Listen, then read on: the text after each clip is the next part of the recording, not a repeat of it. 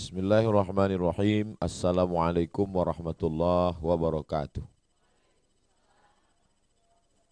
Alhamdulillah wassalatu wassalamu ala Rasulillah wa ala alihi wa sahbihi wa man tabi'ahu wa mawalah. Yang sama-sama kita hormati kita semua. Para guru, para asatiz, bapak-bapak, ibu-ibu, tamu-tamu Allah Subhanahu wa taala, mudah-mudahan kita semua dimuliakan Allah Subhanahu wa taala. Amin ya rabbal alamin. A'udzubillahi minasyaitonirrajim. Allah bersumpah dalam Al-Qur'an, wal baitil ma'mur. Wal bait demi rumah. Al-ma'mur rumah yang diramaikan. Jadi kalau ada ustadz yang bilang, mari kita memakmurkan masjid. Makmur artinya meramaikan masjid. Wal baitil ma'mur rumah yang ramai. Kenapa rumah itu disebut ramai? Karena satu hari yang tawaf berkeliling 70.000 malaikat dalam hadis sahih. Malaikat yang 70.000 berkeliling sejak hari pertama diciptakan Al-Baitul Ma'mur tidak pernah berhenti, bertambah terus setiap hari. 70.000, 70.000, 70.000, 70.000 sampai hari kiamat. Dan malaikat itu bertasbih, subhanallah walhamdulillah la ilaha illallah Allahu akbar. Lokasinya, letak posisinya setentang sejajar dengan Ka'bah. Jadi kalau diletakkan Ka'bah tepat di atas, kalau dijatuhkan batu kerikil dari Al-Baitul Ma'mur tepat jatuh di atas Ka'bah. Apa hubungannya dengan Ka'bah? Nabi Adam alaihissalam melihat malaikat di Al-Baitul Ma'mur itu waktu dia masih di surga. Setelah dia turun ke bumi, dia rindu dengan Al-Baitul Ma'mur. Kata Allah Subhanahu wa taala, supaya engkau terobati rindumu dengan Al-Baitul Ma'mur, maka buatlah bangunan yang sejajar dengan Al-Baitul Ma'mur. Lokasi tapak membuat Ka'bah itu dari Allah Subhanahu wa taala. Maka Nabi Adam pun membangun. Tapi katanya yang membangun itu Nabi Ibrahim. Nabi Ibrahim merenovasi. Setelah bangunan itu hancur karena banjir bandang. Nabi Nuh alaihissalam. Jadi yang membangun Nabi Adam alaihissalam disebutkan dalam Al-Quran, inna awwala baitin wudi'a linnas. Bangunan pertama yang dibangun untuk manusia, lalladzi bi Bakkata, yang ada di kota Makkah Al-Mukarramah. Setelah dibangun oleh Nabi Adam alaihissalam, Nabi Adam pun melaksanakan tawaf, terobati rindunya kepada Al-Baitul Ma'mur, ucapannya sama, ibadahnya sama, tempatnya sejajar mirip sama. Ibadahnya berputar keliling, ucapannya tasbih, tahmid, takbir, subhanallah, walhamdulillah, wala ilaha illallah, wallahu akbar. Itulah tiga ibadah yang sama dilakukan makhluk Allah yang berbeda. Yang pertama, malaikat di Al-Baitul Ma'mur. Yang kedua, manusia di samping Ka'bah. Yang ketiga, planet-planet berputar melilit matahari. Matahari di tengah, Neptunus, Merkurius, Pluto, Mars berkeliling dengan ucapan yang sama, subhanallah walhamdulillah wala ilaha illallah wallahu akbar. Seorang profesor dari Mesir bekerja di Inggris di lembaga astronomi, lalu kemudian menulis satu buku namanya Profesor Zaglul An-Najjar. Tulis di Google Zaglul Naggar. Nama bukunya Tasbihul Kainat. Diterjemahkan dalam bahasa Indonesia, alam semesta bertasbih. Jadi diteliti, rupanya alam semesta ini semuanya bertasbih mengagungkan Allah, dan malaikat-malaikat bertasbih. Ketika Allah mau menciptakan Nabi Adam, malaikat berkata, ataj'alu fiha man yufsidu fiha wa yasfikud dima. Untuk apa engkau ciptakan makhluk yang akan menumpahkan darah, yang akan berkelahi, yang akan berperang? Wa nahnu nusabbihu bihamdika wa nuqaddisu lak. Sedangkan kami selalu bertasbih. Makanya kalau kita mau sama ucapan kita dengan ucapan malaikat, kita disuruh bertasbih, subhanallah walhamdulillah wala ilaha illallah wallahu akbar. Tapi perbuatannya tidak sama. Kalau kita bertasbih di Banjarbaru, di Banjarmasin, Subhanallah walhamdulillah wa la ilaha illallah wallahu akbar. Tidak sama. Baru mirip sama ketika berada di bawah Ka'bah, di samping Ka'bah, di bawah Al-Baitul Ma'mur, dengan putaran yang sama, di tempat yang sama, dengan bunyi yang sama, serentak bersama dengan para malaikat. Itu yang akan kita rasakan nanti di awal bulan Oktober insyaallah di Baitullah. Amin ya rabbal alamin. Ibadahnya disebut dengan ibadah umrah. Umrah artinya ziarah. Ziarah artinya kunjungan. Kunjungan ke suatu tempat dengan cara tertentu, dengan niat lillahi ta'ala. Kunjungan saya ke Banjarmasin lillahi ta'ala. Baru 2. Tidak dapat yang nomor 3. Dia kunjungan ke suatu tempat khusus dengan ibadah khusus dengan niat karena Allah. Tempat khusus maksudnya Makkah. Dengan ibadah khusus maksudnya berkeliling. Dengan niat khusus lillahi ta'ala. Yang dirindukan oleh orang-orang beriman. Antashhada an la ilaha illallah wa anna Muhammad Rasulullah wa tuqimas shalah wa tu'tiyaz zakah wa tasuma Ramadan. Yang kelima, wa tahujjal bait, berkunjung ke Baitullah. Lalu kemudian ibadah ini ditetapkan para ulama ada rukunnya. Rukunnya ada 5. Yang pertama, niat. Yang kedua, tawaf. Yang ketiga, sa'i. Yang keempat, tahallul. Yang kelima, tartib. Tartib maksudnya berurutan. Tawaf dulu baru sa'i. Bukan sa'i dulu baru tawaf. Yang pertama niat, yang kedua tawaf, yang ketiga sa'i, yang keempat tahallul, yang kelima tartib berurutan. Yang pertama niat dulu.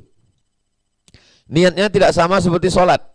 Kalau sholat tidak ada tempat berniat. Bisa berniat di hotel, bisa berniat di kamar, bisa berniat di jalan, bisa berniat di musola. Tapi kalau umrah, sudah ada tempat niat yang ditetapkan oleh Allah, diwahyukan kepada Nabi Muhammad sallallahu alaihi wasallam. Posisi Makkah di tengah. Kalau datang dari arah Irak, jadi kalau Makkah jam 2 Irak, maka dia mesti berhenti di satu tempat namanya Zatu Irqin. Semua jamaah yang datang dari arah Irak berhenti di Zatu Irqin. Di Zatu Irqin itulah dia berniat, labbaik Allahumma umrah. Labbaik Allahumma umrah. Kalau dia datang dari arah Najd, Najd angka 5. Jadi posisi jamnya Najd angka 5. Kalau dia datang dari arah Najd, Najd itu sekarang namanya sudah berubah menjadi Riyadh, ibu kota Saudi Arabia, 1000 kilo dari Makkah. Kalau datang dari arah Najd, tempat berhentinya namanya Qarnul Manazil. Gak boleh langsung ke Makkah, berhenti dulu di Qarnul Manazil, baru dia berniat labbaik Allahumma umrah. Angka 6, Yaman. Kalau datang dari arah Yaman, maka dia mesti berhenti di bukit namanya Yalamlam. Dari Yalamlam inilah dia berniat labbaik Allahumma umrah. Jam 11. 6, 7, 8, 9, 10, 11. Dari arah Mesir, dari arah atas, maka dia tidak bisa langsung ke Makkah. Dia mesti berhenti di satu tempat namanya Juhfah. Sekarang nama tempat itu berubah menjadi Rabigh. Di Rabigh inilah dia mesti berniat labbaik Allahumma umrah. Kami dengan Ustaz Atta naik kapal laut 2 hari 2 malam dari Kairo. Kapal berhenti di Rabigh. Mandi, bersih, pakai kain ihram. Labbaik Allahumma umrah. Baru kapal lanjut menuju Jeddah. Kalau datang dari arah Madinah, maka dia mesti berhenti. Bapak Ibu, ingat baik-baik, ini akan keluar dalam UAS, ujian akhir semester. Yang datang dari arah Madinah tidak boleh langsung ke Makkah. Dia mesti berhenti di satu tempat namanya Zulhulaifah. Ingat, Zulhulaifah. Jangan pulang dari sini nanti ditanya sama anak, apa aja tadi kata Ustaz Somad? Pusing lah pokoknya, angka-angka banyak sekali. Ini makin pusing mama dibuatnya. Ingat rekening listrik lagi. Ini pokoknya yang dari Madinah itu yang ingat, ada Zul tadi, Zulkifli apa Zulkarnain, Zulhulaifah namanya. Tapi kemarin Pak Ustadz, kami waktu dari Madinah katanya Bir Ali, nama lamanya Zulhulaifah, nama barunya Bir Ali. Sama juga yang ceramah tadi siapa? Ustadz Abdul Somad? Enggak, yang ceramah Uwas, nama lamanya Abdul Somad, nama barunya Uwas. Orangnya itu juga. Nah, jadi inilah niat. Apa hikmah di balik ini? Supaya ketika sholat niatnya biasa, puasa niatnya biasa, zakat niatnya puasa, tapi umrah niatnya luar biasa. Mesti berhenti di situ, mandi, bersih, pakai kain ihram, sholat sunat ihram, usolli sunnatal ihram rakaataini lillahi ta'ala. Dulu ada pohon kayu di situ. Jadi bunyi hadisnya, yusolli rakaataini tahta syajarah. Nabi sholat 2 rakaat di bawah pohon kayu. Pohon kayunya sudah tak ada lagi, diabadikan menjadi masjid. Itulah dia masjid, namanya Masjid Bi'ru Ali. Bi'ru artinya sumur, Ali, sumur Ali. Karena berat kalimat Bi'ru, hilang hamzahnya, jadi Bir Ali. Bir Ali artinya sumur Ali.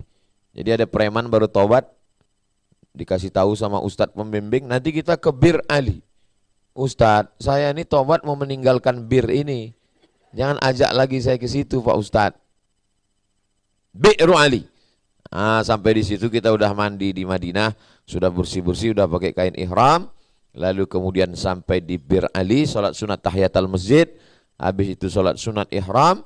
Habis itu baru berniat 3 saja. Labbaika Allahumma umrah. Labbaika Allahumma umrah. Labbaika Allahumma umrah. Tapi ustadz kami yang ngajar niatnya panjang Pak Ustadz. Nawaitul umrata wa ahramtu biha lillahi ta'ala. Boleh, nggak salah. Tapi saya biasa kalau ngasih umroh pengalaman dulu, peserta umroh saya itu resiko tinggi. Nggak bisa ngapal panjang-panjang. Dibaca awal hilang ujung, baca ulung hilang pangkal, dibaca tengah ujung pangkal hilang. Jadi saya pilih yang paling singkat-singkat. Labbaika Allahumma umrah. Saya pun kalau ngajar almarhumah emak saya gitu. Apa yang paling pendek? Labbaika Allahumma umrah. Ya ini cocok nih, sesuai kata dia. Nah, setelah itu perhatikan semua larangan-larangan ihram. Yang perempuan jangan sampai menutup wajah, menutup tangan pakai kaos tangan, jangan sampai terbuka aurat. Yang laki-laki sebaliknya, jangan sampai menutup kepala, jangan sampai pakai sepatu, jangan sampai pakai helm. Jangan sampai di Makkah lihat ada jual peci, topi bagus dipasang. Jangan sampai ngerumpi, ceritakan aib orang, kawan belanja agak berhenti-berhenti dari mulai anak onta sampai cucu onta. Jangan sampai buat maksiat, melihat yang tidak baik. Lalu kemudian lebih banyak mengucapkan talbiyah. Labbaik Allahumma labbaik, labbaik la syarika laka labbaik, innal hamda wan ni'mata laka wal mulk la syarika lak. Kalau ada kawan yang sebelah mulai ajak ngobrol, gimana kabarnya anak siapa? Labbaik Allahumma labbaik, labbaik la syarika laka labbaik, innal hamda wan ni'mata laka wal mulk la syarika lak. Kira-kira Ustaz Somad di bis mana deh? Kok enggak kelihatan? Labbaik Allahumma labbaik, labbaik la syarika laka labbaik, innal hamda wan ni'mata laka wal mulk la syarika lak. Jalannya lurus, bisnya dingin, perut kenyang, habis makan snack. Baru 5 kali talbiyah. Lebih baik tidur daripada ngomongin orang. Lalu kemudian berhenti untuk menikmati santap siang. Makan boleh. Ke toilet hati-hati. Toilet karena jamaah banyak, ramai, kotor, najis. Kalau buka kain ihram, kalau ke toilet hati-hati. Lalu kemudian ibu-ibu jangan sampai pegang sabun. Sabun ada parfum wangi-wangi. Nggak boleh, kena denda. Lalu kemudian setelah perjalanan 6 jam, 7 jam sampai di kota Makkah. Sebelum masuk kota Makkah ada pintu gerbangnya. Cirinya bangunan tiang bulat ada kubah di atasnya. Nah, maka Allahumma inni as'aluka khairaha wa khaira ma fiha wa khairi ahliha wa khairi ma fiha. Ya Allah, aku memohon kebaikan kota Makkah, kebaikan penduduknya. Wa'udzubika min syarriha wa syarri ma fiha wa syarri ahliha wa syarri ma fiha. Aku mohon perlindungan dari kejelekan, keburukan yang ada, dari orangnya dan semua yang tidak baik. Setelah itu lalu kemudian terus sampai ke hotel. Tokoh masyarakat, pejabat, orang kaya yang di Indonesia kalem, tenang, rupanya waktu perut kenyang. Begitu sampai di Makkah, perjalanan panjang, badan lelah, stres letih, perut lapar, mau cepat ke kamar, mengamuk musang berbulu kambing. Mana kunci saya? Wah, mulai mengamuk. Ustaz, ini cerita siapa? Pengalaman pribadi saya. Sabar ya Pak, saya sudah capek sabar di Indonesia. Tenang ya Pak, Ustaz aja yang tenang. Akhirnya kita kasihlah kamar. Saya sibuk ngurus kunci waktu itu. Ngurus kunci. Bapak-bapak yang ibu kalau kurang sabar langsung naik ke atas ya, restoran ada, pergi makan di atas. Makan. Udah makan, baru ketemu. Pak Ustaz. Udah itu baru dibagi kunci. Naik saya ke atas. Saya tengok ibu-ibu udah pakai daster. Padahal belum tawaf. Ada rambut yang terbuka.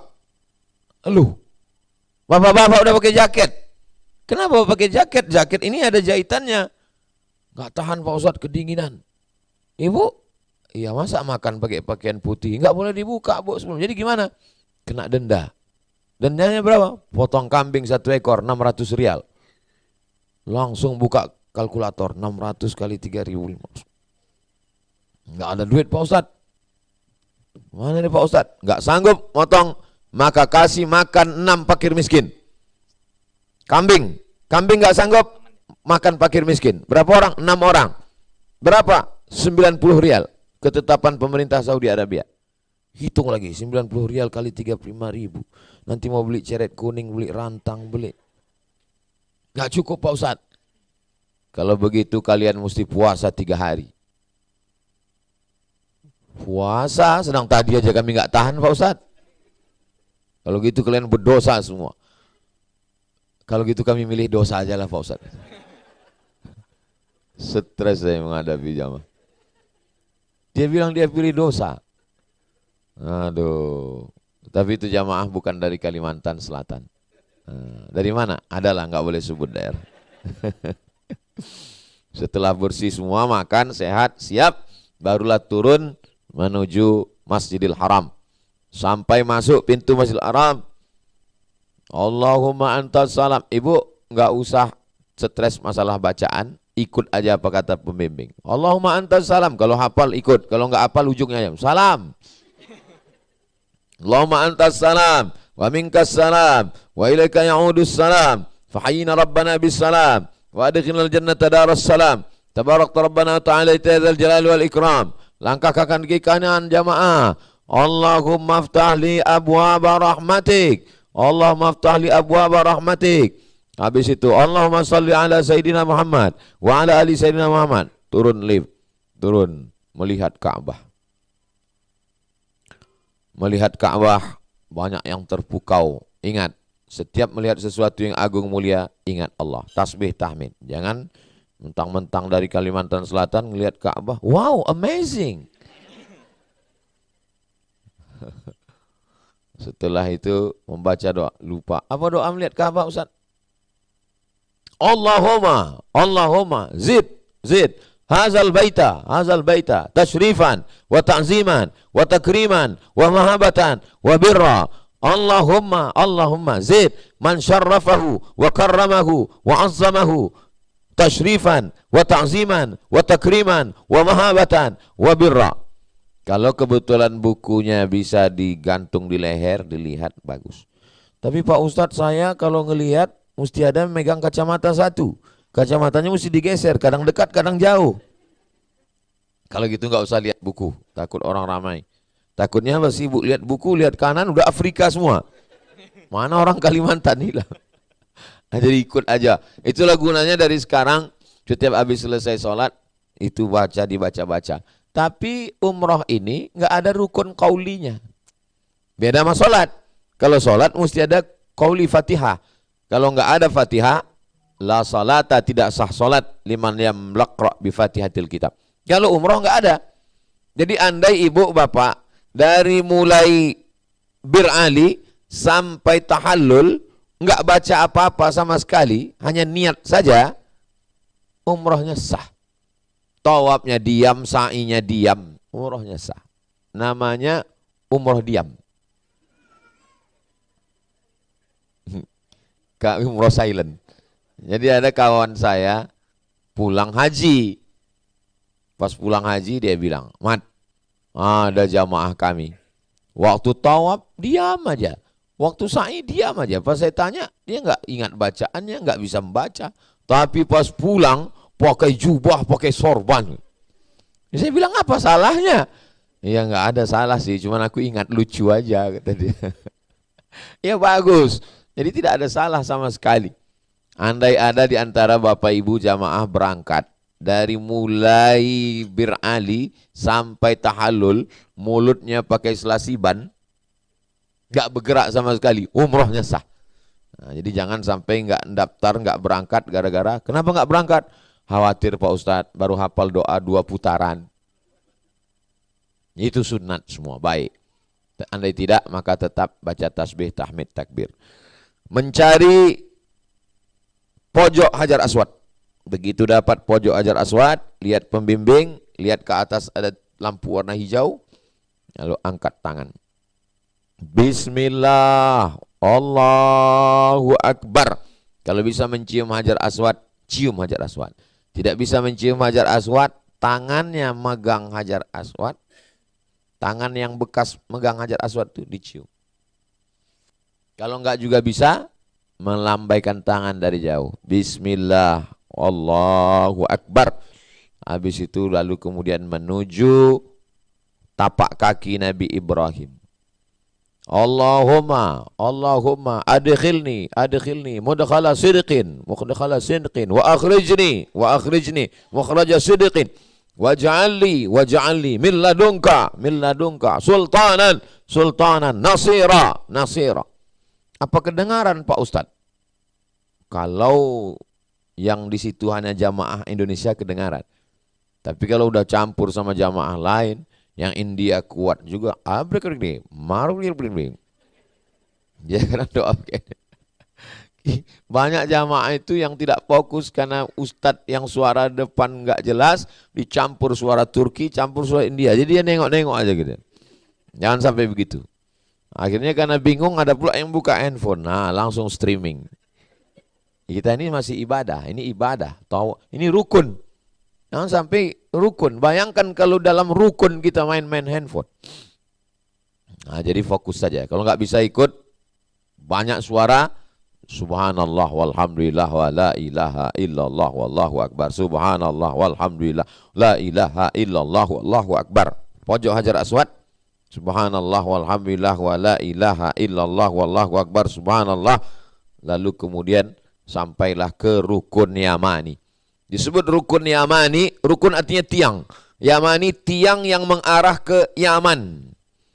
Disebut dengan rukun Syami karena rukun yang mengarah ke negeri Syam, Suriah, Damaskus, Suriah, Lebanon, Yordania, Palestina. Rukun Syami namanya. Disebut dengan rukun Iraqi karena dia mengarah ke Irak. Tidak ada rukun Kalimantani.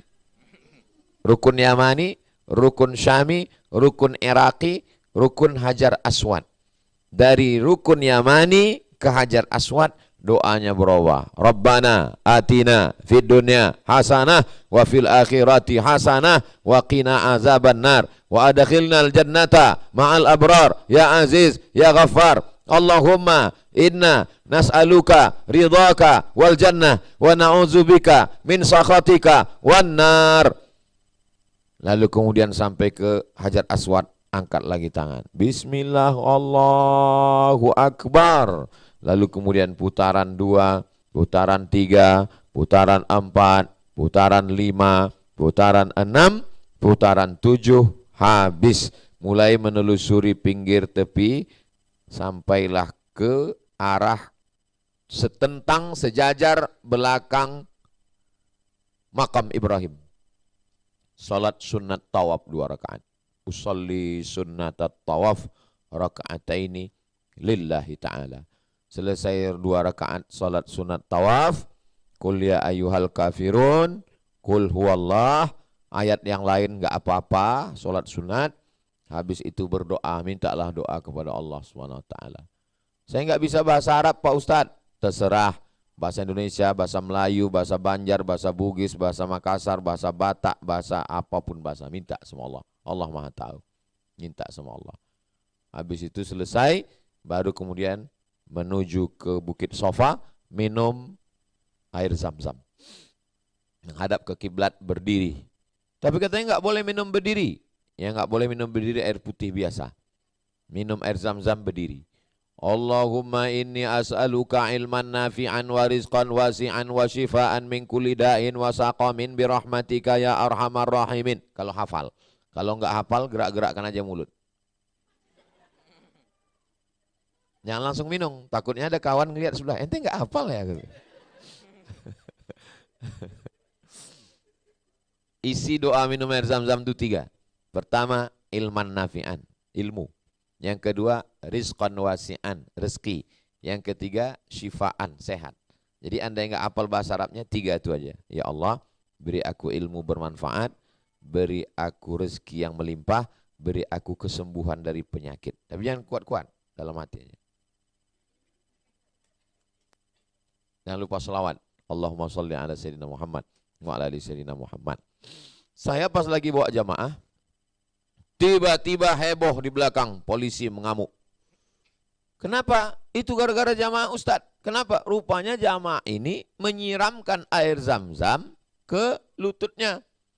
Habis minum, lututnya disiram air zam-zam. Enggak masalah menyiramkan air zam-zam ke lutut. Dia angkat roknya. Orang Arab melihat, terkejut dia. Entah terkejut karena apa, kudisnya Allahu a'lam. Yang telah dia terkejut. Ini.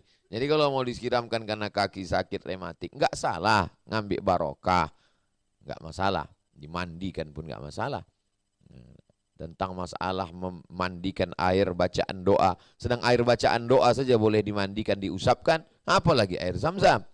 Qiyas dalilnya. Lalu kemudian setelah itu menuju Bukit Sofa.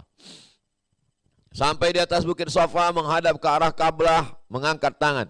Allahu Akbar, Allahu Akbar, Allahu Akbar kabira, walhamdulillahi katsira, wa subhanallahi bukratan wa asila, la ilaha illallah wahdah, sadaqa wa'dah, wa nasara abdah, wa azza jundah, wa hazamal ahzaba wahdah. Setelah itu baca doa sir. Yang tadi takbir kuat, setelahnya doa sir untuk keluarga, untuk semua. Doa pakai ring. Ring pertama kedua orang tua. Rabbi fili wali walidayya warhamhuma kama rabbayani shaghira. Doa untuk pasangan suami istri. Rabbana hab lana min azwajina wa dzurriyyatina qurrata a'yun waj'alna lil muttaqina imama. Doa untuk anak. Rabbana hab lana minas sholihin. Rabbana hab lana min ladunka dzurriyyatan thayyibah. Doa untuk saudara. Rabbana ighfir lana dzunubana wa li ikhwanina alladzina sabaquna bil iman. Saya enggak bisa bahasa Arab Pak Ustadz. Enggak usah pakai bahasa Arab, pakai bahasa kita masing-masing. Minta kepada Allah Subhanahu wa taala. Habis itu turun ke bawah. Turun ke bawah, enggak berapa lama langsung nampak tiang hijau. Dari tiang hijau ke tiang hijau, yang biasa jogging lari-lari kecil. Yang enggak biasa lari jangan lari, takut kaki terkilir. Biasa jalan biasa aja. Rabbighfir warham wa'fu watakarram watajawaz amma ta'lam innaka ta'lam ma la na'lam innaka antal a'azzul akram. Rabbighfir warham sampai ke tiang hijau. Dari tiang hijau terus ke sana baca doa 1, doa 1, doa 2, doa 3, doa 4, doa 5, doa 6, doa 7. Ketika akan naik ke atas Bukit Sofa, terasa sudah akan naik. Inna safa wal marwata. Itulah pentingnya kita baca doa-doa ini setiap 1 hari 5 kali. Habis subuh, habis zuhur, habis asar, habis maghrib, habis isya, tahajud malam. Andai tidak hafal, Pas pembimbing baca, kita nyambung. Jangan sampai lain kata pembimbing, lain kata kita. Inna safa, wal marwata, warwata. Tapi kalau kita udah sering baca, kita langsung nyambung. Kayak Yasin, kalaupun kita baca sendiri nggak hafal, tapi kalau baca rame-rame hafal. Nah, nyambung dia. Nah, lalu kemudian sampai ke atas menghadap lagi ke Ka'bah, takbir lagi. Allahu Akbar, Allahu Akbar, Allahu Akbar. La ilaha illallah, Allahu Akbar. Allahu Akbar walillahil hamd. La ilaha illallah wahdah, sadaqa wa'dah, wa nasara abdah, wa azza jundah, wa hazamal ahzaba wahdah. Turun ke bawah.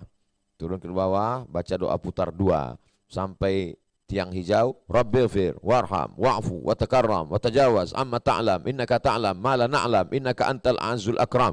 Naik ke atas, innas safa wal marwata min sya'airillah faman hajjal baita aw i'tamara fala junaha alaihi ayat tawafa bihima faman tatawwa khairan fa innallaha syakirun alim. Naik ke atas, ngadap ke Ka'bah lagi, doa jahar Allahu Akbar, doa sir, berdoa sampai akhirnya putaran yang ke-7 naik ke atas bukit Marwah.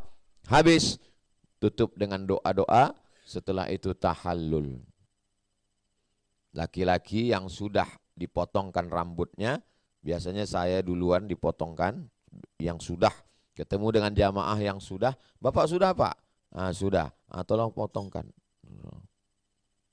Habis dipotong, saya yang udah kena potong ini, barulah saya memotongkan Ustadz Atta, baru saya guntingkan. Lalu kemudian setelah itu, yang potong di atas bukit Safa Marwah itu hanya sebagai simbolisnya aja. Nanti yang cukur benarannya langsung, biasanya kami langsung ke bawah Zam-Zam Tower, ada tempat potong langsung. Habis 5 menit 10 rial. Ini rambutnya agak panjang dikit, nanti habis ini nanti awal Oktober, gundul. Anak saya Sami pun kena gundul juga. Diam aja dia, pas selesai tengoknya terkejut dia nengok rambutnya hilang. Bagi perempuan hanya ujung rambutnya saja. Jangan sampai ibu pergi sendiri ke situ minta potong juga. Pulang nanti ke Banjarmasin kaget suaminya, kenapa ada ABRI masuk desa ini pulang. Selesai, habis sudah. Pertama niat, kedua tawaf, ketiga sa'i, keempat tahallul, kelima tartib. Kharajaka yauma waladathu ummuh, keluar dari umrah itu seperti keluar dari rahim ibunya. Masa Pak Ustadz? Iya, Bapak Ibu nanti lihat saya setelah gundul seperti keluar dari rahim ibu saya. Gundul. Sebagaimana rambut itu bersih semua dari dosa, begitulah bersihnya. Lalu kemudian setelah itu kita jaga kesucian ini. Aibun, taibun, wa ila rabbina hamidun. Kami sudah kembali bertaubat, bersih, menghadap Allah, hanya memuji Allah. Alhamdulillah. Yang berangkat kita, yang tawaf kita, yang sa'i kita, tapi sesungguhnya itu qudrat iradat kehendak dari Allah. La haula wa la quwata illa billah. Selesai itu, besoknya mau umroh lagi, umroh sunat. Pergi ke Tan'im, bawa pakaian, sampai di Tan'im mandi, habis itu niat umroh. Pergi ke Ji'ranah, sesuai dengan jadwal yang udah diatur Ustadz Atta nanti. Berapa kali umroh, itu umroh sunat. Biasanya saya umroh yang pertama diri saya, umroh yang kedua almarhum ayah, umroh ketiga almarhumah emak. Habis itu, tapi saya Pak Ustadz nggak bisa umroh, capek. Ya cukup, jangan membebani diri dengan yang kalau kita tidak mampu. Terus Pak Ustadz, isi ibadah sementara pulang. Nanti dibawa ziarah, ziarah artinya berkunjung. Ini Padang Arafah, ini Muzdalifah, ini Mina tempat melontar jumrah, Ula Wusta dan Aqabah. Sebelah kiri di bawah istana ada Tugu tempat penyembelihan Nabi Ibrahim. Ketika Nabi Ibrahim tidak jadi menyembelih anaknya Ismail. Ini semua adalah pemakaman Ma'la di kota Makkah. Ini Masjid Jin, ini perluasan Masjidil Haram. Maka ini semua untuk menjadi pelajaran, mudah-mudahan kita bisa berhaji ke Baitullah. Anggap perjalanan umroh. Apa boleh umroh belum haji Pak Ustadz? Nabi umroh 4 kali sebelum haji. Yang pertama, umrah Hudaybiyah tahun ke-6 yang tidak boleh masuk ke Makkah karena dicegat kafir Quraisy. Muncullah perjanjian Hudaybiyah. Umrah ke-7 umrah qadha. Umrah tahun ke-8 umrah Fathu Makkah waktu Nabi membebaskan kota Makkah bersama 10.000 pasukan. Umrah menjelang haji pada saat haji wada. Nah, jadi ada satu bab khusus dalam Sahih Bukhari, bab al-umrah qabla al-hajj. Nabi melaksanakan umrah sebelum haji. Jadi tidak ada alasan orang kalau ditanya, ibu bapak tidak pergi umrah, saya belum haji. Itu sama dengan orang alasan enggak kurban, saya belum akikah.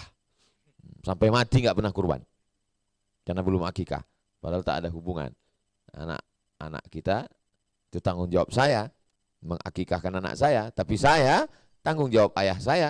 Kalau saya tidak diakikahkan dulu, itu beliau yang bertanggung jawab di hadapan Allah dan tidak wajib hukumnya juga, sunat muakkad. Adapun mampu melaksanakan kurban. Ini sebagai perbandingan. Masjid, hotel. Perjalanannya singkat. Masjid, hotel. Tapi jangan lupa antara masjid ke hotel ada pasar. Jadi orang yang sekali ke masjid, 2 kali ke pasar. Berangkatnya mampir dulu, pulangnya mampir dulu. Berapa banyak bapak ibu yang pergi berpasangan, bapak udah nunggu di depan hotel. Ibu mana pak? Ini Pak Ustadz, terlalu lama zikir di Raudhah. Begitu pulang 2 kresek penuh. Terkabul doa di Raudhah pak. Nah, ini nggak salah belanja, nggak salah. Malahan ada ayat khusus untuk mencari rezeki di saat melaksanakan haji. Karena pada saat haji itu mereka dulu berdagang, berniaga. Setelah Islam datang, mereka lapor ke Nabi, ya Rasulullah, bagaimana kalau kami dagang jualan musim haji? Laisa alaikum junahun antabtaghu fadlam min rabbikum. Turun ayat untuk menjawab. Kamu boleh berdagang, berniaga, mencari rezeki dari Tuhan kamu. Itu makanya jamaah-jamaah dari berbagai negeri pada musim haji dulu membawa. Jadi jual beli pada saat itu memang dari dulu itu menjadi pesan pasar terbesar kaum muslimin. Bukan sesuatu yang haram. Tapi hati-hati jangan sampai lebih banyak belanjanya daripada ibadahnya. Lalu selama menunggu pulang itu apa yang dilakukan?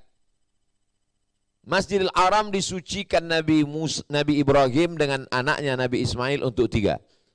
Antahira baitiya, wahai Ibrahim dan Ismail, sucikan rumahku, kata Allah. Untuk siapa? 3 orang. Lit-taifin, orang yang tawaf. Wal-akifin, orang yang iktikaf. Warrukka'is sujud, orang yang banyak rukuk dan sujud. Maka perbanyaklah 3 ibadah. Yang pertama, lit-taifin, banyak-banyak tawaf. Yang kedua, wal-akifin, banyak-banyak iktikaf. Yang ketiga, warrukka'is sujud, banyak-banyak rukuk sujud. Tegak rukuk sujud, tegak rukuk sujud. Salat sunat duha, salat sunat masuk tahiyatul masjid, salat sunat wudu, salat sunat taubat, salat sunat duha, salat sunat hajat. Masuk jam 2 malam, keluar dari hotel jam 2, masuk masjid. Salat sunat tahiyatul masjid, salat sunat wudu, salat sunat taubat, salat sunat tahajud, salat sunat hajat, salat sunat witir, baca Quran. Selesai baca Quran, zikir, istighfar 100, solawat 100, la ilaha illallah 100, salat sunat lagi, baca Quran lagi, zikir lagi. Saya nggak bisa salat sunat Pak Ustadz, kaki saya sakit. Baca Quran. Baca Quran pun nggak bisa Pak Ustadz, mata saya nggak jelas ayatnya. Zikir. Zikir pun nggak bisa juga Pak Ustadz. Pulang tidur. Nanti pas azan berangkat. Bagaimana lagi?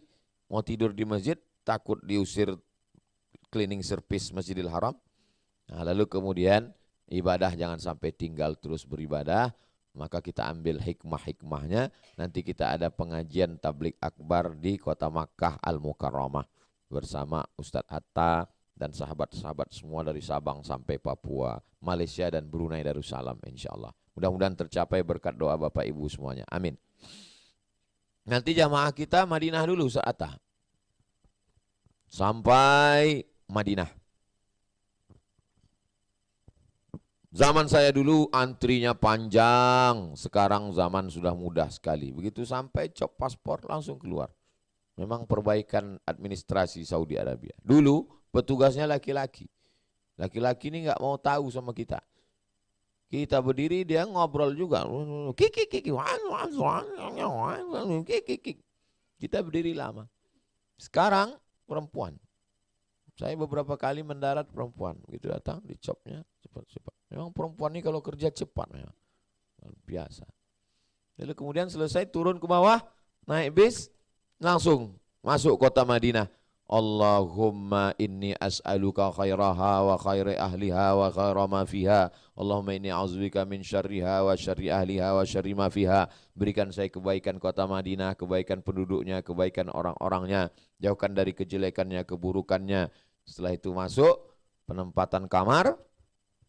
Kamar hanya sekedar untuk ganti baju dan mandi ganti baju. Karena kita lebih lama di masjid. Habis itu dibawa oleh pembimbing masuk ke Masjid Nabawi. Masuk dari pintu Babus Salam yang laki-laki. Ibu-ibu masuk belakang Masjid Nabawi. Sebelah kiri, sebelah kanan itu khusus perempuan. Kanan perempuan, kiri perempuan. Laki-laki dari depan. Masuk Babus Salam, jalan pelan-pelan sampai di depan makam Nabi. Assalamualaikum ya Rasulullah, assalamualaikum ya Nabi Allah, assalamualaikum ya Habiballah. Saya nggak bisa banyak-banyak Pak Ustaz, satu saja. Assalamualaikum ayuhan nabiyyu wa rahmatullah wa barakatuh. Satu langkah. Assalamualaikum ayuhan nabiyyu wa rahmatullah wa barakatuh. Satu langkah. Assalamualaikum ya Khalifata Rasulillah Abu Bakrin Siddiq. Satu langkah. Assalamualaikum ya Amiral Mu'minin Umar Ibnul Khattab. Berdoa kepada Allah. Di antara doa mustajab adalah ketika berziarah ke makam Rasulullah sallallahu alaihi wasallam. Langsung keluar, nama pintu Babul Baqi. Disebut Babul Baqi karena pintu itu setentang dengan pemakaman Baqi. Pintu yang pertama Baqi. Di sampingnya namanya Babu Jibril karena malaikat Jibril masuk dari pintu itu. Yang ketiga namanya Babun Nisa karena dulu perempuan masuk dari pintu itu. Itulah dalil perempuan ke masjid karena ada pintunya. Enggak mungkin pintunya ada orangnya, enggak ada. Babun Nisa. Sekarang laki-laki di situ karena perluasan masjid. Keluar dari Babul Baqi, masuk lagi ke masjid, belok kiri masuk ke masjid, barulah sholat sunat tahiyatul masjid. Sholat sunat wudu, sholat sunat taubat, sholat sunat hajat, zikir baca Quran, nunggu masuk waktu. Tergantung nanti kita sampainya kapan. Masuk pagi, nunggu zuhur. Masuk petang, nunggu maghrib. Masuk malam, nunggu subuh. Lebih banyak beribadah kepada Allah Subhanahu wa ta'ala. Nanti dibawa jalan-jalan. Dibawa ke masjid yang pertama didirikan Nabi ketika Nabi sampai ke kota Al-Madinah. Nama masjidnya Masjid Quba, pakai hamzah, Quba. Di Masjid Quba itu jangan lupa sholat sunat. Siapa yang sholat sunat di Masjid Quba dapat pahala seperti melaksanakan umrah. Karena banyak juga jamaah sampai di Masjid Quba enggak sempat sholat, akhirnya diajak pembimbing, ayo segera masuk bis kita berangkat. Waduh, enggak sempat. Kamu enggak sempat tadi sholat? Enggak. Kenapa enggak sempat? Buat konten. Sholat dulu. Habis sholat baru buat video, buat foto dan lain sebagainya. Masjid Quba didirikan 4 hari. Nabi berangkat hari Senin dari kota Makkah menuju kota Madinah. Hari Selasa, Rabu, Kamis, Jumat, Sabtu, Ahad, Senin 8 hari sampai Nabi 4 malam di Quba. Malam Selasa, malam Rabu, malam Kamis, malam Jumat, 4 malam berdiri Masjid Quba. Masjid Quba masjid yang didirikan pertama oleh Nabi Muhammad sallallahu alaihi wasallam. Dari Quba nanti dibawa ke Masjid Qiblatain. Qiblatain 2 kiblat. Karena dulu awalnya kiblatnya menghadap ke Masjidil Aqsa. Orang Yahudi ngejek. Wah, lihat tuh. Orang Islam sholatnya ke arah Masjidil Aqsa. Nabi ingin supaya arah kiblat berpindah ke Ka'bah. Qad nara taqalluba wajhika fis sama' falanwalliyannaka qiblatan tardaha.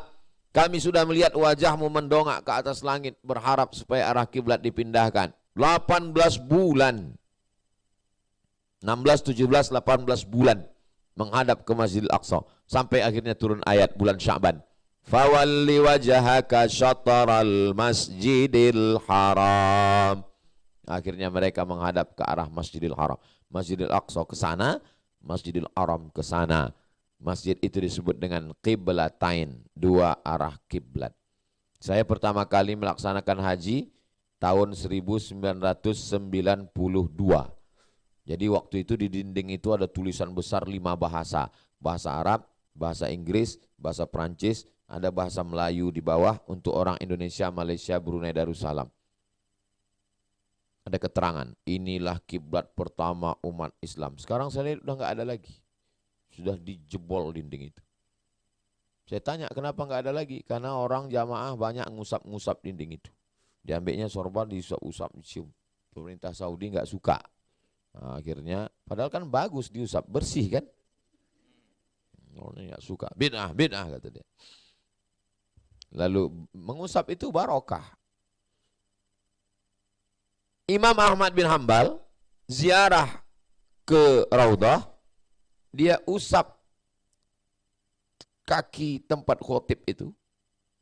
Ini kaki tempat khotib, dia usap, dia cium. Ditanya, kenapa kau cium wahai Ahmad bin Hambal? Karena bekas telapak kaki Nabi Muhammad SAW. Jadi mencium. Itu mengapa Anas bin Malik mencium telapak tangan Nabi.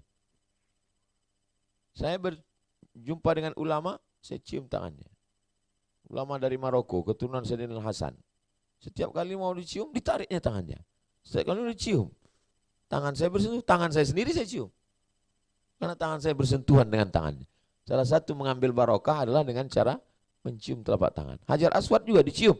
Kalau nggak bisa mencium Hajar Aswad, dipegang Hajar Aswad, tangan kita yang bekas cium kita cium. Salah satu asbab turunnya barokah. Nah, itu. Ada satu jamaah, Ustadz, katanya Hajar Aswad itu orang ramai berbondong-bondong. Iya, tapi tadi Pak Ustadz, pas saya cium Hajar Aswad, sepi nggak ada orang. Saya heran. Saya penasaran, saya tanya, yang mana ditunjuk? Itu Hijir Ismail. Hijir Ismail. Nah, jadi yakinkan betul itu Hajar Aswad. Tadi saya cium Hajar Aswad, Pak Ustadz, kok lembut? Itu badan orang Afrika. Makanya buka mata, lihat dulu. Nah, lalu kemudian kita pun dibawa ziarah ke Masjid 7. Oh, banyak sekali masjidnya sampai 7. Karena waktu itu perang melawan kafir musyrik, kata Salman Al-Farisi punya strategi perang. Bagaimana supaya orang Makkah tidak bisa masuk ke Madinah? Kita gali parit lebar sehingga kuda tidak bisa melompat. Nabi ikut menggali parit dan mengangkat itu. Nampak mereka perut Nabi itu basah karena keringat dan ada lumpur. Nabi ikut gotong royong ngangkat. Nabi itu bukan tunjuk-tunjuk, angkat, masuk surga, saya ngangkat, enggak. Nabi ikut gotong royong. Ngambil barokah. Ada 7 pos. 7 pos tempat penjagaan penggalian parit itu dijadikan masjid, dijadikan satu. Itulah dia Masjid 7. Disebut juga dengan Perang Ahzab. Kenapa disebut Perang Ahzab? Perang koalisi kafir musyrik menyerang Nabi dengan orang Yahudi. Disebut juga dengan Perang Khandaq. Karena Khandaq artinya parit. Jadi nanti lokasinya itu satu. Masjid 7, Perang Ahzab, Perang Khandaq itu sama. Jangan sampai jamaah kelahi dengan terapel lain. Enggak enak Pak Ustaz, mereka dibawa ke Perang Ahzab, kami kok enggak. Ya itulah. Perang Ahzab, Perang Khandaq, Masjid 7. Habis itu dibawa ke lokasi Perang Uhud. Tempat yang kita naik, bukit kecil itu namanya Jabal Rumat. Rumat pemanah. Adapun bukit Uhud, itulah yang di belakang yang panjang itu bukit Uhud. Jadi jangan bilang, saya tadi naik ke bukit Uhud. Kita nggak naik ke Uhud. Kita sedang melihat bukit Uhud yang panjang. Lokasinya di daerah pebukitan Uhud. Di atas itulah pasukan pemanah disusun Nabi. Kata Nabi, saya akan berperang di bawah. Kalian menjadi pemanah di atas. Kalau saya menang, kalian jangan turun. Kalau saya kalah mati di bawah, kalian juga jangan turun. Kalian di atas. Siap. Pasukan pemanah siap dari atas. Tiba-tiba Nabi menang. Nabi dan sahabat menang. Banyak harta ghanimah rampasan perang. Turun mereka ke bawah. Ketika mereka turun ke bawah, panglima perang kafir musyrik namanya Khalid bin Walid. Belum Islam waktu itu Khalid bin Walid. Dia berputar mengelilingi Jabal Rumat. Dia serang dari belakang. Kaum muslimin kalah. Gara-gara pasukan turun. Patah gigi Nabi. Dilarikan bersembunyi di balik bukit Uhud. Sahabat meminta, ya Rasulullah, likulli nabiyyin da'watun mustajabah. Setiap nabi itu ada doa mustajab. Minta satu doa supaya mati mereka semua. Kata Nabi, doa itu aku simpan. Untuk siapa? Syafa'atan li ummati yaumal qiyamah. Doa itu disimpan Nabi untuk kita. Kita sudah didoakan Nabi 1445 tahun yang lalu. Sekarang kita mau datang mengobati kerinduan kita kepada dia. Selama ini kita nangis membayangkannya. Nanti kita akan langsung di depan makamnya insya Allah. Mudah-mudahan Allah mengabulkan segala permohonan kita. Selama di Madinah banyak-banyak berselawat. Allahumma salli ala Sayyidina Muhammad wa ala ali Sayyidina Muhammad. Saya kalau berselawat saya hitung Pak Ustadz, beli tasbih. Banyak juga jamaah umroh ini lebih lama milih tasbih daripada bertasbih. Masuk toko tasbih, tasbih kecil nggak jadi, tasbih besar nggak jadi, tasbih panjang nggak jadi, tasbih pendek nggak jadi, tasbih kayu nggak jadi, tasbih kaca nggak jadi. Akhirnya lebih lama memilih tasbih daripada bertasbih. Beli tasbih 100 biji, pulang ke rumah semuanya untuk tamu. Tinggal satu tasbih digantungkan di mobil. Banyak mobil masuk surga, yang punya masuk neraka. Na'udzubillah. Nah ini bagi yang menghitung pakai tasbih. Ini tasbih Allahumma salli ala Sayyidina Muhammad wa ala ali Sayyidina Muhammad. Ya Rasulullah, bagaimana kalau 1/4 hariku kupakai bersolawat? Bagus. Bagaimana kalau setengah hariku kupakai bersolawat? Bagus. Bagaimana kalau seluruh hariku kupakai selawat? Maka kesusahanmu akan hilang, rezekimu berlimpah, derajatmu diangkat. Orang yang sibuk dengan solawat sampai lupa berdoa, Allah beri dia sesuatu yang lebih baik daripada yang dia doakan. Maka sibukkan saja diri kita. Saya banyak hal dalam hidup saya yang tidak pernah saya mintakan. Saya malu untuk mintanya. Allah kasih. Situ saya baru paham. Janji Allah. Kalau kau sibukkan dirimu dengan zikir, kau sibukkan dengan solawat, maka Allah beri engkau lebih baik daripada yang kau minta. Sama misalnya ibu punya anak, bapak punya anak. Anak ini banyak minta. Minta mobil, minta handphone, minta motor, minta uang, minta duit. Tapi anak yang satu lagi nggak pernah minta. Tapi dia prestasi. Nilainya bagus, orangnya sopan. Maka yang nggak minta ini diberi lebih banyak. Kenapa? Karena prestasinya. Prestasi kita apa? Kita nggak punya prestasi apa-apa. Kita hanya bisa bersolawat. Allahumma salli ala Sayyidina Muhammad wa ala ali Sayyidina Muhammad. Saya tidak mengandalkan jumlah. Jadi jumlah nggak terlalu saya hitung. Yang penting sering. Nah, jangan karena ngejar. Banyak juga orang ngejar. Saya satu hari mesti 1000. Karena ngejar angka, akhirnya bunyi selawatnya nggak jelas.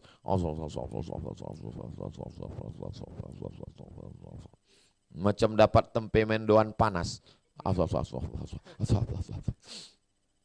Kalau saya tetap saya jaga. Yang pelan-pelan nggak apa-apa. Allahumma salli ala Sayyidina Muhammad wa ala ali Sayyidina Muhammad. Allahumma salli ala Sayyidina Muhammad wa ala ali Sayyidina Muhammad. Allahumma salli. Gimana kita jadi belanja sore ini? Allahumma salli ala Sayyidina Muhammad wa ala. Tetap ngobrol. Bukan berarti sholawat lantas nggak ngobrol. Tetap ngobrol. Seandainya. Ini seandainya ya, kalau boleh berandai-andai, kalau boleh berandai-andai. Ibu yang bawa kertas sama pena, yang nggak bawa tulis aja di WA, kirimkan ke Ustadz Atta. Udah siap semua? Ready? Pertanyaannya mau saya sebutkan ini. Saya hitung sampai 7 untuk persiapan. 1, 2, 3, 4, 5, 6, 7. Waktu menulisnya saya kasih 1 menit. Saya hitung jam saya. 2 menit lah, 2 menit. Nanti habis itu saya mau baca. Udah siap? Apa yang Anda lakukan ketika Anda dipertemukan dengan Rasulullah sallallahu alaihi wasallam? Mulai menulis.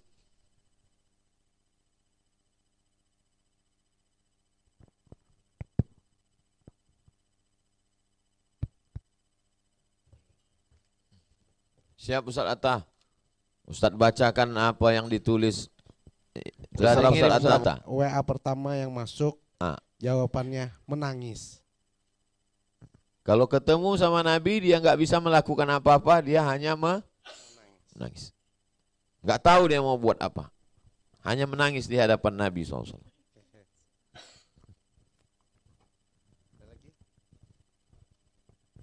Siapa lagi? Sebelah sini boleh Ustaz? Boleh. Silakan bacakan Bang. Oh iya, sebelah sini. Nah, bacakan Bang. Apa yang dilakukan kalau ketemu Nabi? Ini jawaban dari ibu-ibu. Salawat, berdoa, meminta syafaat di hari kiamat dan berkumpul bersama Rasulullah di surga. Paket komplit nih Ustadz yang di sini. Enggak.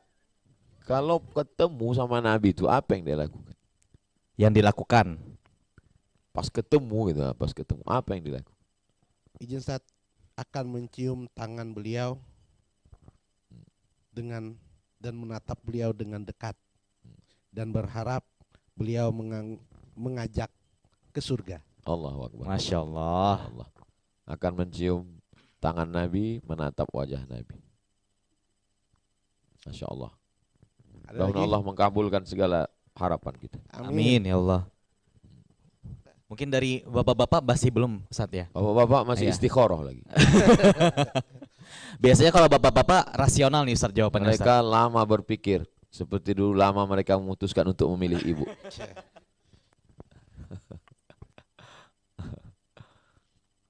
Ada?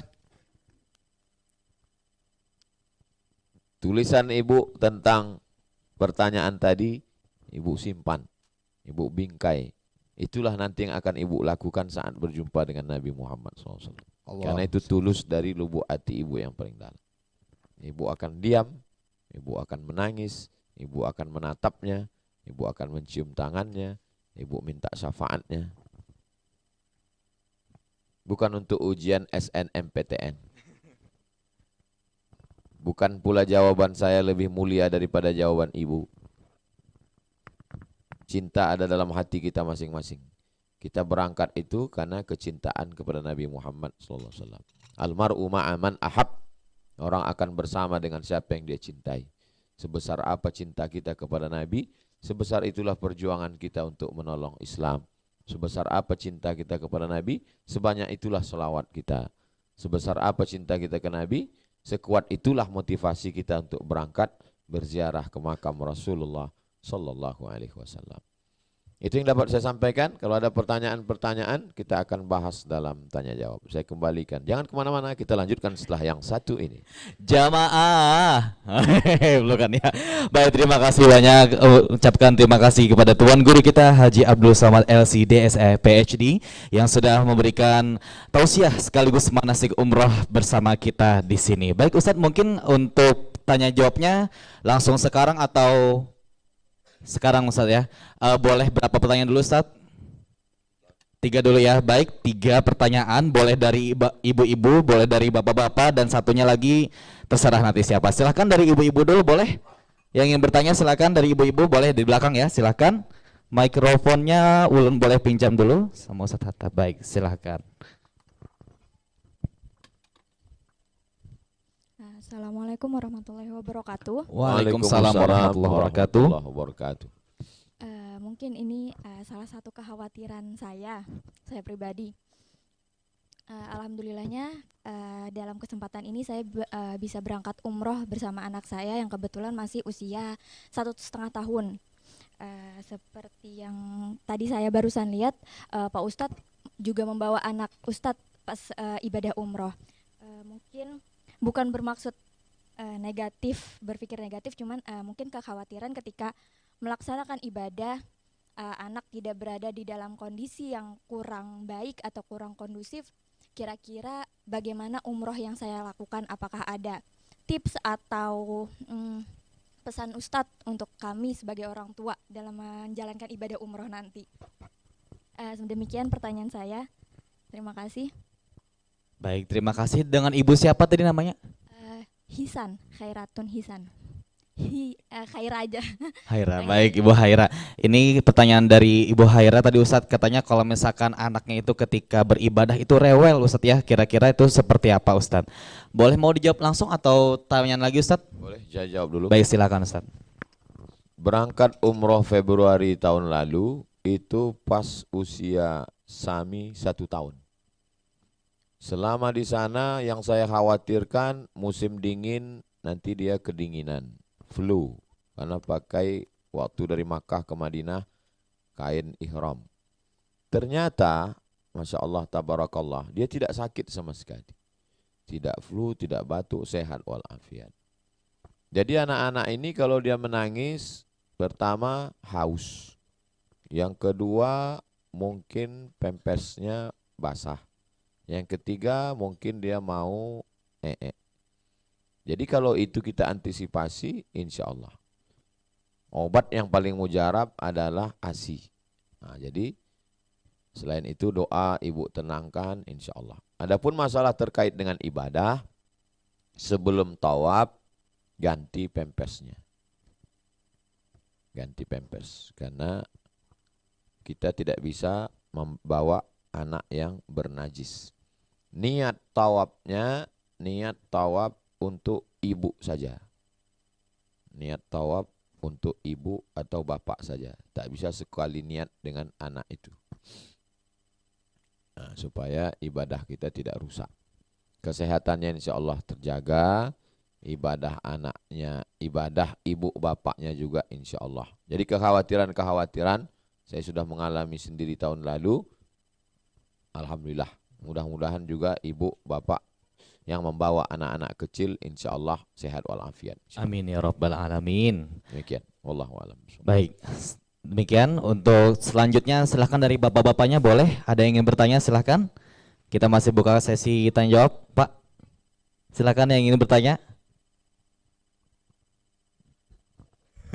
Baik, silakan Ustaz. Assalamualaikum warahmatullahi wabarakatuh.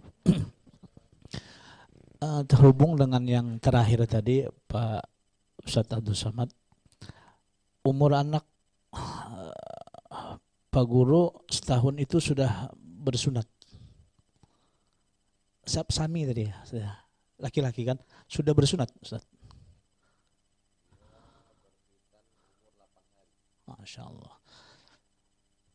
Yang ulun tanyakan seandainya anak itu belum bersunat, ikut tawaf kepada orang tuanya, misal digendong, walaupun pakai pampers, tapi dia belum berhitan lagi. Sedangkan syarat tawaf jana suci. Nah, jalan keluarnya gimana Ustaz? Kita tidak boleh sholat memegang, membawa najis. Nah. Maka ibu, bapak yang sholat membawa anak Belum hitam. Didalilkannya, kenapa kamu bawa anak tawaf sholat? Karena Nabi bawa cucunya sholat. Cucu Nabi nggak pakai pampers. Cucu Nabi nggak pakai pampers. Dan cucu Nabi berkhitan waktu kecil. Bagaimana dengan anak yang tidak berkhitan? Anak yang tidak berkhitan dikhawatirkan ada najis di bawah kulfah. Mohon maaf, di bawah kulit yang belum dipotong. Maka sebelum berangkat tawaf itu dibersihkan dia seperti orang cebok, lalu kemudian dipakaikan pampers atau kain biasa, jangan sampai berserak di Masjidil Haram. Maka insya Allah kita tidak membawa najis. Karena najis yang disebut najis itu menggumpal dia di bawah kulit, bukan dagingnya itu. Jadi kalau dibersihkan sebelum berangkat itu, maka insya Allah selama putaran tawaf itu suci bersih. Kalau ragu, dak ma yaribuka ila ma la yaribuka, maka gantian ibu sama bapak. Waktu bapak tawaf, tinggal sa'i tak masalah. Sa'i tidak berwudu tak masalah. Membawa anak ini pun juga tak masalah. Yang jadi masalah ini tawaf. Nah, tapi kalau dilakukan semua yang sudah kita syaratkan kesucian tadi, maka insya Allah sahlah tawaf menurut para ulama dari berbagai mazhab yang saya kombinasikan. Wallahu a'lam, Ustaz. Barakallah. Ustaz, kemudian antum menerapkan ketika di pesawat menerapkan sholat pakai tayamum atau lihurmil waqti? Sholat di tempat tidak ada alat bersuci, air tidak ada, debu tidak ada. Maka ulama terbagi 3. Ulama mazhab Hanafi tidak wajib sholat. Karena tidak ada air, tak ada debu, maka sholat tidak wajib. Jadi kalau ada di antara keluarga kita yang tidak sholat, itu berarti dia punya dalil karena tidak ada air dan tak ada debu. Yang kedua, mazhab Hambali. Sholat tanpa air dan debu. Sholat saja. Yang ketiga, mazhab Syafi'i. Mazhab Syafi'i, sholat tanpa air dan debu, tanpa wudu dan tayamum, nanti sampai di tempat tujuan, sholatnya diulang lagi. Nama sholatnya yang di tempat tujuan itu sholat i'adah.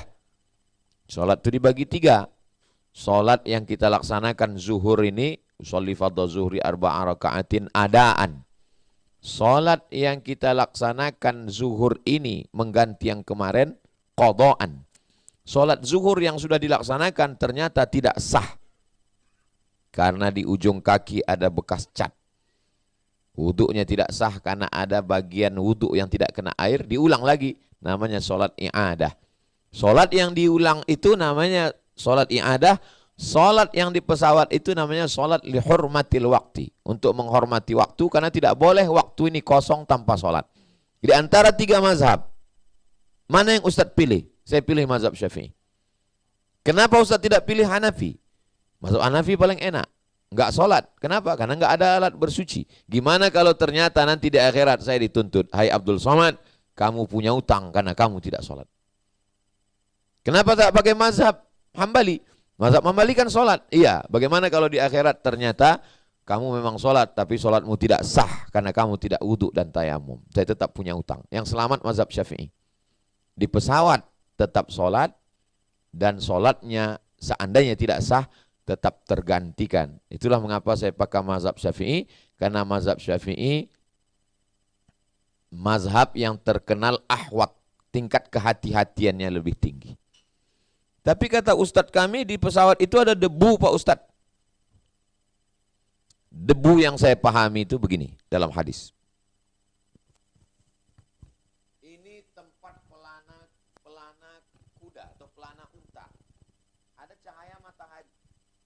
Waktu pelana itu dipukul pakai tangan, naik debunya ke atas. Waktu ibu menjemur kasur zaman dulu berdebu, kasur sekarang enggak. Dipukul, naik debunya ke atas. Itu yang disebut ada debu. Menurut saya, tapi saya bukan imam mujtahid. Menurut saya pesawat itu enggak ada debu. Tapi kalau ibu bapak ikut pendapat yang mengatakan di pesawat ada debu, maka silakanlah bertayamum. Tapi kalau tidak, sholat saja tanpa wudhu dan tayamum, namanya sholat lihurmatil waqti. Nanti sampai di Madinah diganti namanya sholat i'adah. Kalau yakin di situ ada debu, dibuka jam dan cincinnya. Kalau dititipkan ke teman, ingat ke siapa menitipkan. Habis itu usapkanlah di mana yang diyakini ada debu. Yakin debu ada di kursi ini. Yakin ada debu di sini. Habis itu dipukulkan, habis itu dihembuskan. Lalu kemudian debu yang di sini ini di pangkal wajah, ini di ujung wajah. Ini di pangkal wajah, ini di ujung wajah. Jadi bukan begini, bukan. Ya, ini di pangkal wajah, ini di ujung wajah. Satu kali saja. Habis itu debu, pukul, lembuskan. Debunya dibagi 3. 1, 2, 3. Debu yang di ujung jari ini di bagian bawah. Debu yang bagian dalam ini untuk yang dalam. Debu yang ini untuk di sini. Sekali saja. Saya ulang sekali lagi. 1.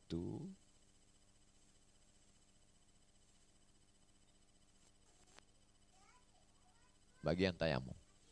Berlaku juga di tempat kita seandainya diponis dokter, ibu, bapak nggak boleh pakai air.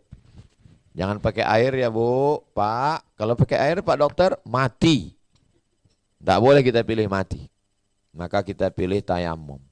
Jadi kesimpulannya Ustadz, guru, saya memilih pendapat saya tetap sholat walaupun tidak ada air dan tayamum. Dan setelah sampai di tujuan saya ulang lagi sholatnya ada. Wallahu a'lam bishawab. Baik, luar biasa. Kita cukupkan dulu untuk sesi tanya jawabnya. Ini adalah yang paling terakhir sesi tanya jawab dari Ulun. Ustadz, mungkin bisa saya wakilkan juga nih Ustadz untuk para jamaah. Kira-kira Ustadz, apa pesan yang bisa diberikan kepada jamaah umroh yang sekarang akan berangkat nih Ustadz? Apalagi tadi sebelum Ustadz datang tadi tanya jawab ke jamaah, banyak jamaah yang baru pertama kali ikut umroh dan juga tentunya mungkin bagi jamaah yang di sini belum berkesempatan untuk umroh. Kira-kira Ustadz, apa pesan yang bisa diberikan untuk bisa termotivasi agar fokus untuk beribadah selama di Tanah Suci Ustadz? Silahkan. Pertama, persiapan ilmu. Ngaji sama guru, tanya yang nggak tahu. Kecemasan, ketakutan dihilangkan dengan ilmu. Yang kedua, persiapan fisik. Jangan banyak minum es, jangan banyak gula, jangan banyak tepung, jangan banyak karbohidrat. Badan ringan, sehat, karena banyak ibadah perlu banyak bergerak. Dari sekarang mulai jalan kaki ke masjid, pulang, pergi, banyak jalan supaya terbiasa. Banyak berzikir, banyak doa, ala bidzikrillahi tatmainnul qulub. Yang ketiga, kalau hati kita bahagia, badan kita ikut bahagia. Kalau hati kita susah, pikiran kita susah, badan kita ikut sakit. Bagaimana supaya kita bahagia? Kita akan bertemu dengan tempat-tempat orang yang kita cintai. Saya Pak Ustadz, jangankan ketemu orangnya, lewat di pintu gangnya aja hati saya bahagia. Bagaimana yang mau kita lewati ini adalah rumahnya, kampungnya, negerinya. Sayyidul awwalina wal akhirin, Sayyidul anbiya wal mursalin. Orang yang akan memberikan syafaat ke kita, orang yang menyimpan doanya untuk kita, orang yang merindukan kita, orang yang menjanjikan kita mereka nanti akan minum di haud telagaku. Siapa mereka ya Rasulullah? Amanu bi walam yarauni. Mereka percaya kepadaku walaupun pernah melihat aku. Yang dia sebutkan itu kita. Kita sangat bahagia. Kita rindu ingin berziarah ke depan makam. Kita ingin melihat Ka'bah. Kita ingin. Itulah puncak kebahagiaan kita. Kita sampai pada level tidak lagi bahagia karena materi, karena benda. Kita udah lewat itu semua. Kebahagiaan kita adalah karena akan berziarah ke tempat-tempat kelahiran, rumah makam lahirnya Rasulullah Shallallahu Alaihi Wasallam. Maka ini yang membuat kita merasa senang dan merasa bahagia. Kebahagiaan dalam hati kita itu melahirkan kimia-kimia yang menjalar ke otak kita, ke badan kita, sehingga kita menjadi sehat walafiat. Saya sering ditanya jamaah, Ustadz minum apa? Saya minum teh manis. Ustadz makan apa? Saya makan ketupat kandangan. Nggak ada makan suplemen. Dokter ngasih tahu saya nggak usah makan suplemen. Nanti Ustadz kena buah pinggang. Nanti Ustadz cuci darah. Nanti Ustadz sakit. Saya percaya. Yang membuat kita sangat sehat itu apa? Kita berjumpa dengan orang soleh. Kita berjumpa dengan jamaah. Kita menyampaikan ayat-ayat Allah. Kita menyampaikan hadis Rasulullah. Kita berjumpa dengan umat Nabi Muhammad SAW. berjumpa dengan para guru pewaris para nabi. Setiap tempat ketemu habaib, ketemu ulama, saya salaman, saya minta doa. Bagi saya itu membuat hati saya menjadi kuat. Pikiran saya menjadi tenang. Kita tenang bukan karena obat, bukan karena pil, bukan karena kapsul. Tapi yang kuat adalah hubungan kita dengan Allah, hubungan kita dengan Rasulullah, hubungan kita dengan saudara kita yang beriman. Insya Allah itu membuat kita sehat, bahagia, dan kita akan ke Baitullah. Dan Allah mudahkan segala urusan kita insya Allah. Amin ya rabbal alamin. Baik, terima kasih Ustadz atas pemaparan tausiah pada hari ini. Dan selanjutnya mungkin Ustadz, bahwa para jamaah ini dipesankan oleh Ustadz bahwa harus berbanyak ilmu sebelum nanti berangkat ke Tanah Suci Makkah. Dan mungkin bagi yang belum berkesempatan, semoga Allah SWT akan memberikan kesempatan untuk sama-sama berangkat ke Tanah Suci Makkah dan Madinah. Amin ya rabbal alamin. Baik, selanjutnya Ustadz ulun mohon izin untuk bisa membacakan doa untuk kita semua, doa penutup, dan insya Allah semoga semua keberangkatan umroh yang akan nantinya bersama Ustadz berjalan dengan lancar dan selamat kembali sampai ke tanah air. Amin ya rabbal alamin. Silahkan kepada Ustadz Abdul Somad untuk dapat memimpin pembacaan doa. Hadratin Nabiul Mustafa Muhammadin sallallahu alaihi wasallam wa alihi at-tayyibin at-tahirin wa ashabihil mayamin wan nabiyyin was siddiqin was syuhada was salihin wal malaikatil muqarrabin wal ulama'il amilin wal awliya'is salihin wa ala hadhihi niyyah wa kulli niyatin salihah. Al-Fatihah. A'udzu billahi minasyaitonir rajim. Bismillahirrahmanirrahim. Alhamdulillahirabbil alamin. Ar-Rahim Maliki yaumiddin. Iyyaka na'budu wa iyyaka nasta'in. Ihdinas siratal mustaqim. Siratal ladzina an'amta 'alaihim ghairil maghdubi 'alaihim waladdallin. Amin. Allahumma shalli ala sayyidina Muhammad wa ala ali sayyidina Muhammad. Assalamu alayka ya Rasulullah. Ya Rabbi bil Mustafa balligh maqasidana waghfir lana ma madha ya wasi'al karami. Antal habibul ladzi turja syafa'atuhu likulli haulin minal ahwali muqtahami. Ya Rabbi bil Mustafa yassir lana umurana. Allahumma la sahla illa ma ja'altahu sahla wa anta taj'alul hazana idza syi'ta sahla. Ya Allah, mudahkanlah segala urusan keberangkatan kami menuju Baitullah. Sahih ajsadana, sehatkan badan kami. Qawi imanana, kuatkan ilmu kami. Wazid ulumana, tambahkan ilmu pengetahuan kami. Waj'alna minar rasyidin, jadikan kami orang yang berpikir lurus, berhati lurus, berkata lurus, beramal lurus. Waj'alna minal mutahabbina bijalalik, jadikan kami orang yang bersaudara karena kemuliaan-Mu ya Allah. Azillana tahta zilli arsyika, berikan kami naungan di bawah singgasana arasmu. Yauma la zilla illa zilluk, hari itu tak ada tempat bernaung berlindung kecuali hanya kepadamu saja ya Allah. Tahhir qulubana, sucikan hati kami dari hasad dengki. Warfa' darajatina, angkat derajat kami, kemuliaan karena Engkau ya Allah. Waqdi hajatina, tunaikan segala hajat-hajat kami. Rabbana fir lana dzunubana, ampunkan dosa kami. Wali walidaina, kedua orang tua kami. Wali masyaikhina, guru-guru kami. Wali man hadarana, semua yang hadir di majelis ilmu ini ya Allah. Rabbana ftah bainana wa baina qaumina bil haqqi wa anta khairul fatihin. Bukakan segala hijab antara kami, Engkaulah sebaik-baik pembuka hijab ya Allah. Rabbana atina fid dunya hasanah wa fil akhirati hasanah wa qina adzabannar wa adkhilnal jannata ma'al abrar ya aziz ya ghaffar. Wa sallallahu ala sayyidina Muhammad wa ala alihi washabbihi wasallam. Walhamdulillahi rabbil alamin. Taqabbalallahu minkum minna wa minkum taqabbal ya karim. Terima kasih segala perhatian. Mohon maaf segala kesilapan dan kekhilafan.